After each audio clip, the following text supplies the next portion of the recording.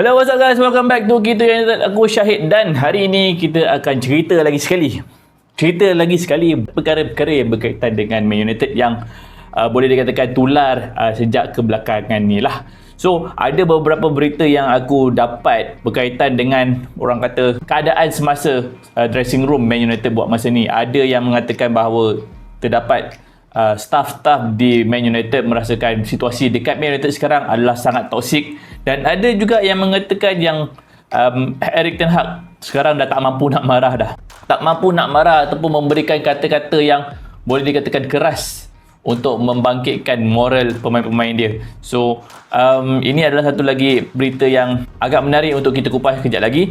Dan lagi satu adalah berkenaan dengan situasi yang melibatkan Director of Football Manchester United, iaitu John Murtough, yang dikatakan bakal dikeluarkan daripada jawatan dia sebagai Director of Football Manchester United dan mungkin akan digantikan oleh seorang Director Football yang baru.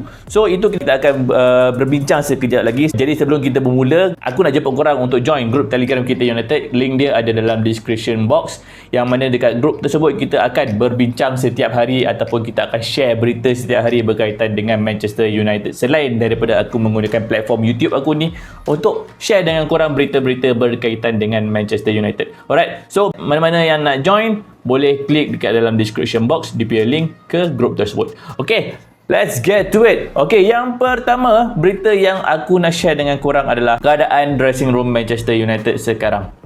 Okay, ada sumber-sumber yang mengatakan bahawa keadaan di situ boleh dikatakan agak suram. Moral di antara pemain-pemain ni agak rendah. Actually kita tak perlu masuk pun ke dalam dressing room tu pun, sebab kita boleh nampak sendiri mereka punya body language atas padang bila dah score ataupun bila mereka bolos. Lain sekali bila diorang score dan diorang bolos, nampak reaction masing-masing macam mana. Nampak selepas perlawanan menentang Galatasaray, menentang Crystal Palace hari tu macam mana. Keadaan sekarang dengan 6 perlawanan kalah daripada 10, no wonder lah satu pasukan seperti Manchester United yang sepatutnya menjadi satu pasukan yang actually at least memberikan tentangan dekat dalam liga, memberikan tentangan kepada top 6, tapi sekarang ni memberikan persembahan yang sangat-sangat buruk week in week out. Itu kita tak dapat nafikan. So ini telah memberikan efek kepada pemain-pemain ni. Walaupun kita ada pemain-pemain senior seperti Rafael Varane, Casemiro, mungkin Bruno Fernandes dekat dalam dressing room tersebut, tapi masih lagi tidak mampu membangkitkan ataupun meningkatkan moral antara pemain. Ini adalah satu benda yang sangat-sangat membimbangkan actually. Sebab kita punya squad, kalau korang nak tahu, kalau kita tengok kita punya average age of squad adalah lebih kurang umur 25 ke 26 tahun. Pemain-pemain ini adalah ramai yang pemain-pemain yang sangat-sangat muda. Okay? Kalau kita tengok Højlund 20 tahun, Marcus Rashford baru 25, Anthony baru lebih kurang 22 tak silap aku. Okay? Pellistri masih muda, Garnacho sangat-sangat muda.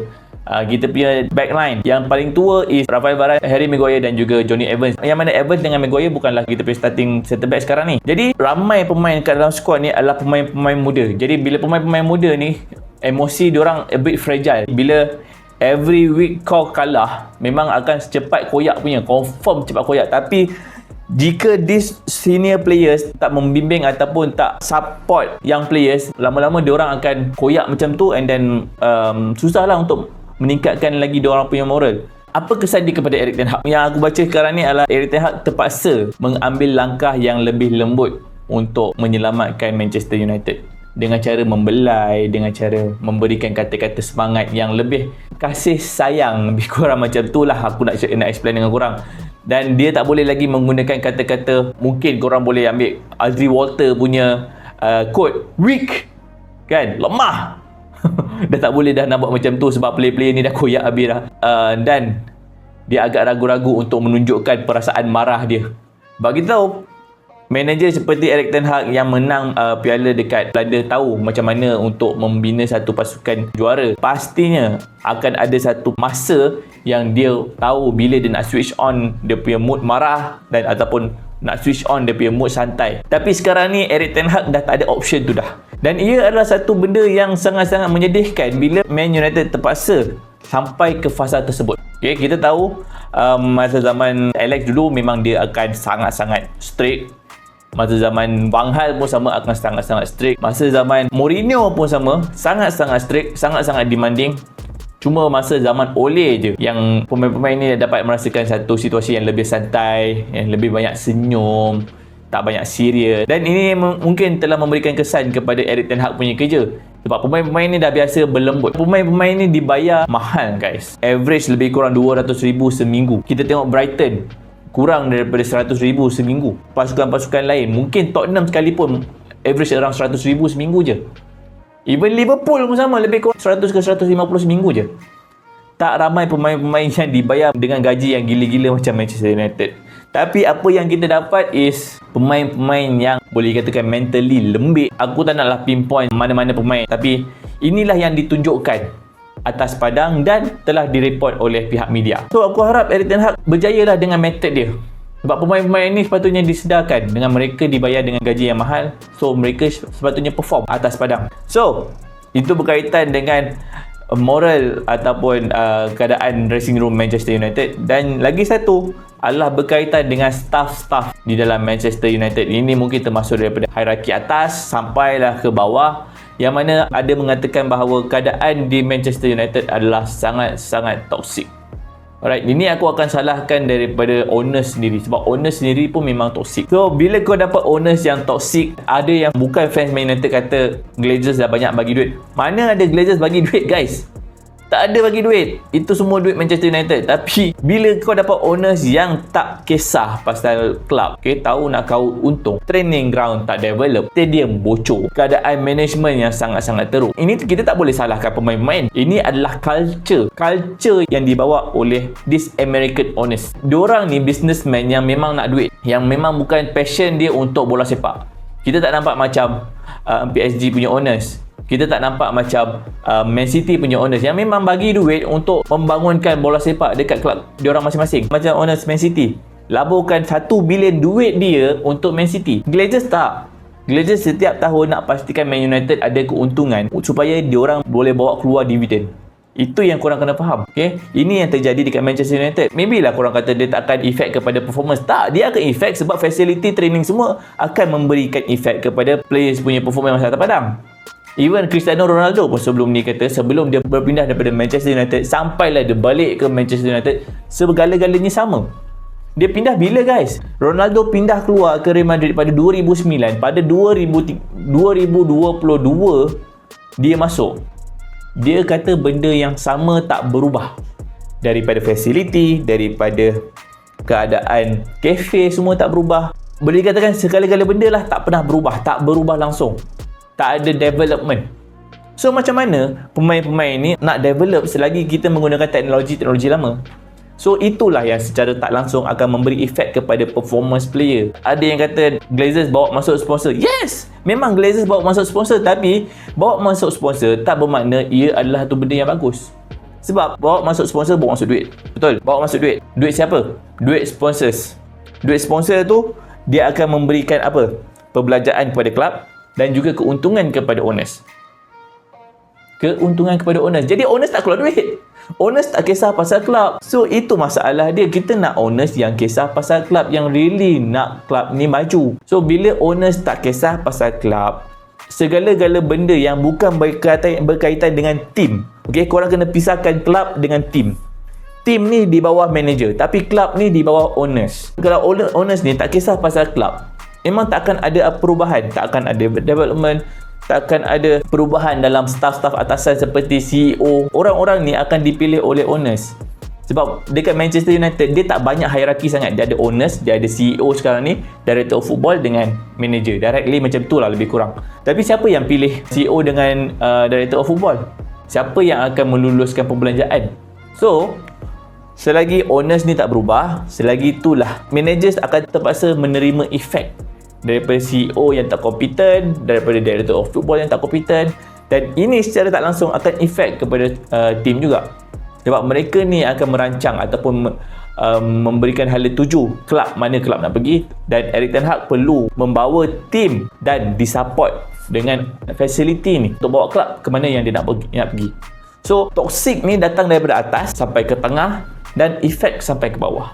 Aku tak rasa Manchester United akan pergi ke mana-mana. Selagi tak berubah benda-benda ni, kita tahu pemain dah keluar. Pemain dah keluar masuk. Pemain berubah, managers berubah. Siapa yang tak berubah? Fans. Kau nak salahkan fans? Tak boleh juga.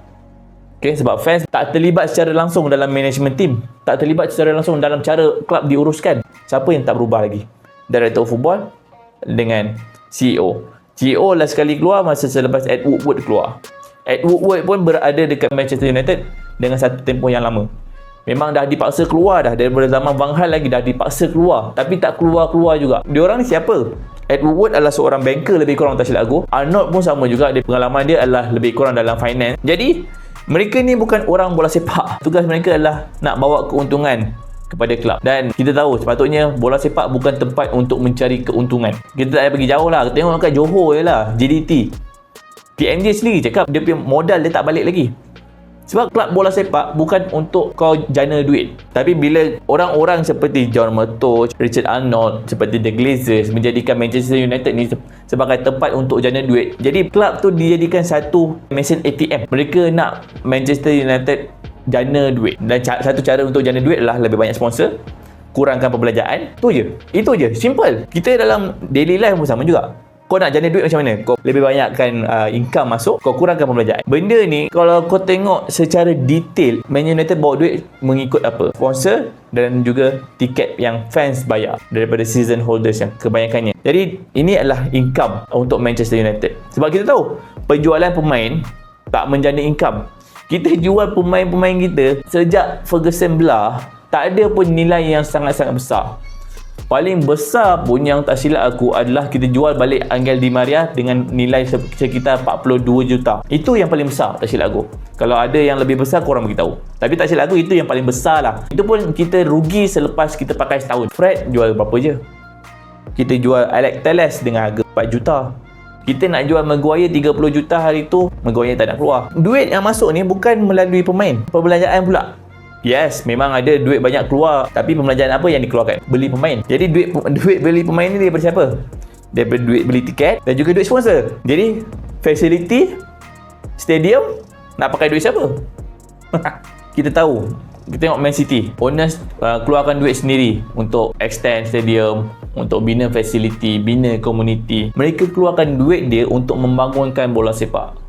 Tapi sejak Glazers masuk, dia beli Manchester United pun dengan pinjaman dan meletakkan pinjaman tu ke atas kelab Man United dan menyebabkan Man United daripada sebelum Glazers masuk yang kosong hutang hutang kosong.